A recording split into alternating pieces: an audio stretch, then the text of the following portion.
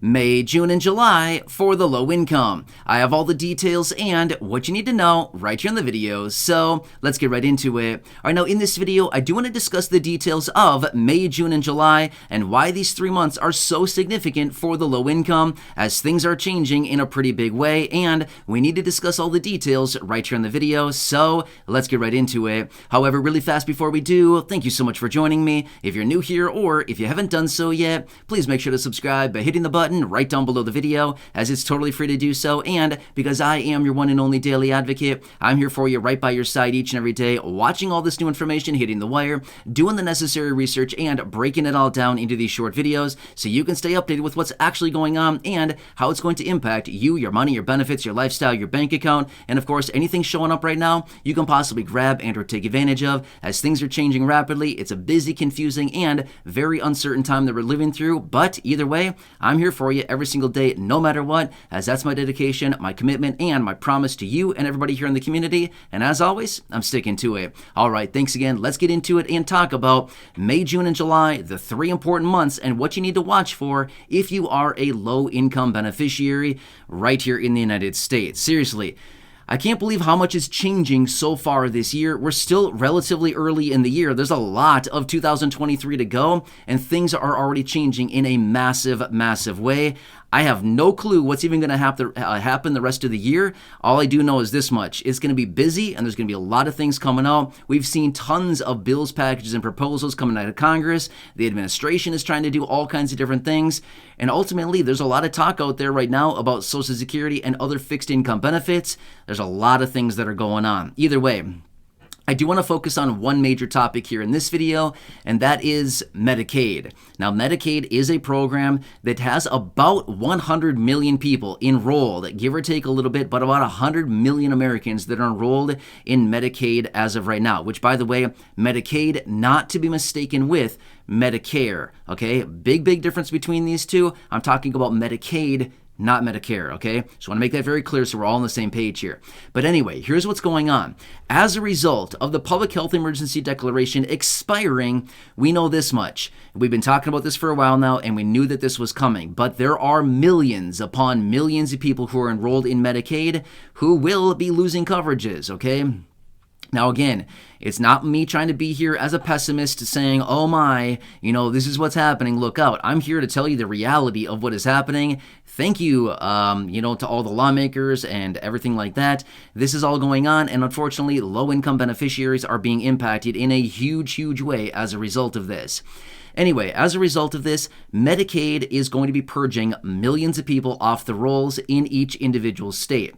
So as of right now, according to the preliminary numbers, roughly 20 million people enrolled in Medicaid, give or take a little bit. I've been seeing a lot of numbers out there. I've seen as low as 6.3, I've seen 14 million, I've seen 20 million, I've seen as high as 25 million people may be purged from Medicaid here over the coming days, weeks, and months, okay? Very important stuff. All right, so here's what I want to point out for you. The majority of the states out there, here's what's interesting about Medicaid really quickly. Medicaid is like a lot of these other programs, like SNAP, for example, Supplemental Nutrition Assistance Program. It is a federally funded program, but it's administered by the state. Therefore, all the states have their own rules, their own eligibility, their own processes, all kinds of things like this. So to break it all down onto the state-by-state level, it's kind of difficult, to be honest with you, because there's like 50 different sets of rules, just like SNAP benefits. So my point is, it's a federally funded program, but administered by the states, which is making it a little bit difficult. However, here's what's happening.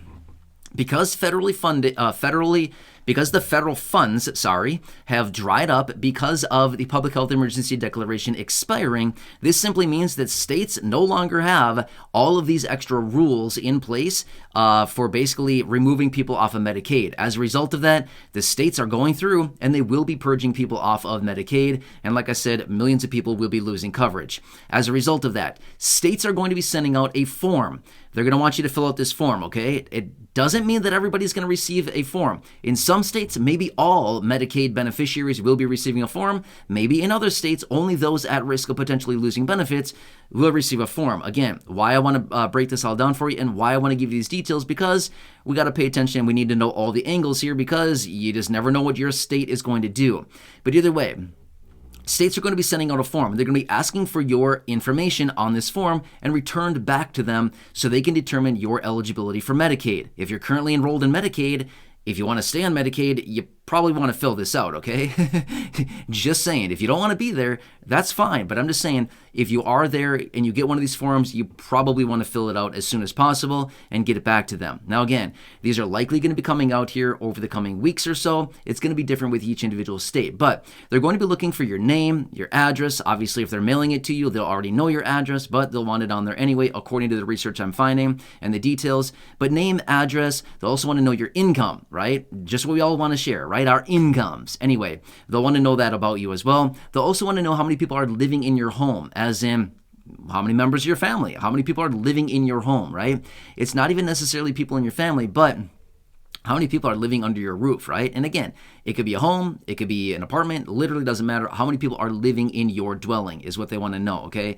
Now, obviously, with each individual state, there's probably going to be some different questions on there, and they're going to be asking you a variety of different things. I would try to fill it out to the best of your knowledge, right?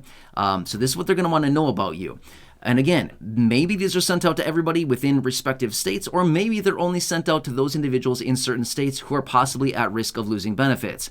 Now, according to what I've been finding as well, they're going to want this returned back to them within 30 days. If not, it looks like they might be losing coverage from Medicaid. They're also going to be trying to push people over to the ACA, Affordable Care Act. These are the plans that are, very affordable. Obviously, the name is affordable, right? So anyway, they'll be trying to push people over to that as well, who may be purged off of Medicaid and saying, here, go here and sign up for a plan with very minimal out-of-pocket premiums on a monthly basis. So that is another option as well. So I want to make you aware of this because this is a pretty big deal, right? We've been waiting for this. We've known that this is coming. I've talked about it many, many times here over the last 2 or 3 years or so, saying this is going to come. In fact, I've been talking about it for probably the last 6 or 8 months or so. I've been saying this is going to come sooner than later, and we've got to be prepared for it because we've known that a lot of people are going to be losing Medicaid coverages as a result of this. And here we are. So the main reason that I said May, June, and July depends on which state you're located in. Some states started this right away in early April. However, that's only about 8 or so states that started that in early April. However, the vast majority of the states are going to be starting this in May, June, or July. Depends on which state you're located in, but each state will be doing this basically over the next 3 months here, okay? So we got to pay attention to this because, again, if you're in a state here and they're going to be, going through this, all the states are going to do this, by the way. This is not just like, oh, California's going to do this. No, they're all the states are doing this because the rules said for the last 3 years, basically from early 2020 until early 2023, there were basically rules that said you can enroll people in Medicaid. This is basically on the state level, by the way, or the federal basically rulings for the states. They basically said you can enroll people in Medicaid, but you cannot remove anybody from Medicaid. That was because of all the different things that came into play here since early 2020. Well, this has been basically ended, okay? Well, as a result of that, all of these states are looking through their rules and saying, wow, there's a lot of people here that have enrolled in Medicaid who maybe have incomes that are too high, who have maybe moved out of our state and is still enrolled in our state Medicaid program, or a variety of different factors, right? Maybe somebody picked up a job and started getting coverage through their employer's health care, something like that. All of these would make somebody ineligible for Medicaid, okay? Just saying. I'm not saying that it has to be you necessarily, but I'm saying this much.